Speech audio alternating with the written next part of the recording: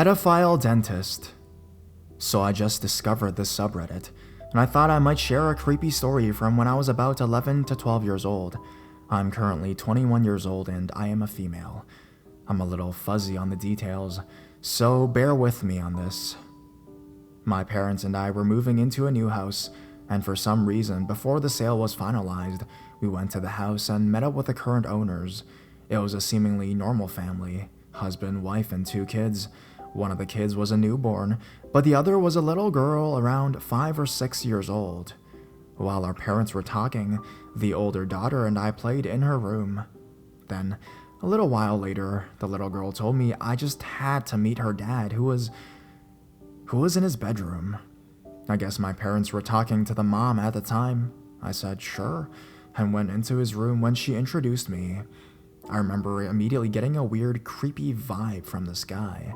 I may have been young and naive, but for some reason, I just felt extremely uncomfortable around him, especially the way he looked at me.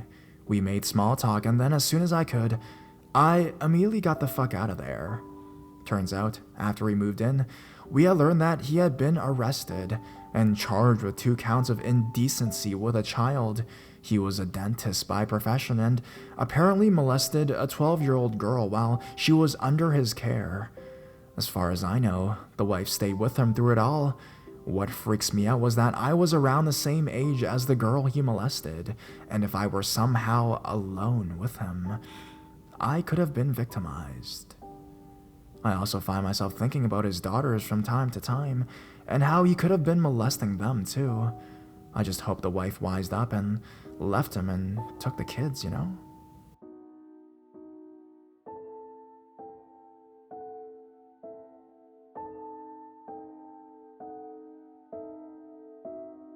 Creepy lawyer followed me home. When I was about 22 years old, I lived in my smallish college town that pretty much only consisted of the campus, followed by a strip of bars and apartments, mostly occupied by students. I was living off campus next to the main road when I went out to my favorite spot with a bunch of friends. I had been to this bar very frequently and it was always the same, rowdy college kids singing along to the music and drinking too much. So when I saw a middle-aged man in a full suit, he immediately caught my attention. He was a few seats down the bar from where I was, and he was staring at my friend in a way that made me very uncomfortable. He had an expression as if he were staring right through her. Pure creepiness. Call it intuition or whatever you want, but I grabbed my friend and told her we should go back to the bar and get our drinks later. I asked her to stay away from him for the rest of the night because I just had a bad feeling about him. Apparently, other bar-goers had taken notice of Mr. Creeps-a-Lot too, and rumors swirled around the bar that he was claiming to be a rich lawyer in town on business. Keep in mind how tiny the town was. There was not much business happening there. I asked the bartender to ask the owner if they could kick him out, since many girls were complaining, but she said the owner did not want to upset the rich lawyer. It would apparently be bad for business, as if all your patrons being creeped out isn't bad for business as well. The night went on in normal fashion, and I eventually began walking home with a friend of mine, a different friend than before. It was around 2 a.m. after the bar closed. The walk to my apartment was about a 5-block along a busy strip full of bars and pizza restaurants, followed by 2 blocks of a relatively quiet area. It didn't take long for my friend to whisper to me that Creeps-a-Lot was behind us. Since we were still in the populated area of town, we tried not to pay any mind and assumed he was walking to another bar. But then, he started following closer and closer, and we were reaching the more secluded part of our walk. My friend and I crossed the street. He followed. He was following us. We didn't know what to do, so we began having fake conversations like, "Oh no, I left my phone, let's turn back," and would cross back across the street in the direction we came from, and then he followed again. This went on for several minutes, and our pattern of walking made absolutely no frickin' sense at all. I mean, Thoroughly convinced at this point that he was stalking us, we went to a nearby pizza shop. Unfortunately, with it being past 2 a.m. in the morning, they were closed. Creepsalant was standing next to us as we faked a phone call. He didn't move. Finally, my friend turned to him and said, "Can we help you with something?" To which he replied very shyly and awkwardly, "I'm just trying to get some pizza." My friend was fed up and scared and said, "Well, it's closed, and you're standing way too close to us, so you can go home now." To my surprise, he just stood there, staring at us. A group of guys came out of a nearby bar, and we ran up to them pretending to know them. Luckily, they played along, or were so drunk they actually thought they knew us. Creepsalot watched us from a distance for a good 10 minutes, before finally disappearing down a side street. Once we were sure he was gone, we pretty much sprinted back to my apartment. This happened over 3 years ago, and it still freaks me out so much that the hairs on my arms are standing up as I write this.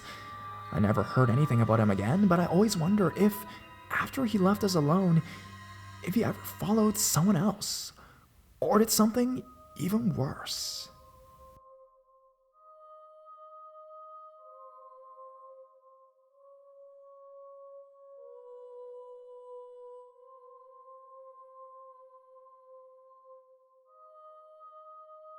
Persuasive cop.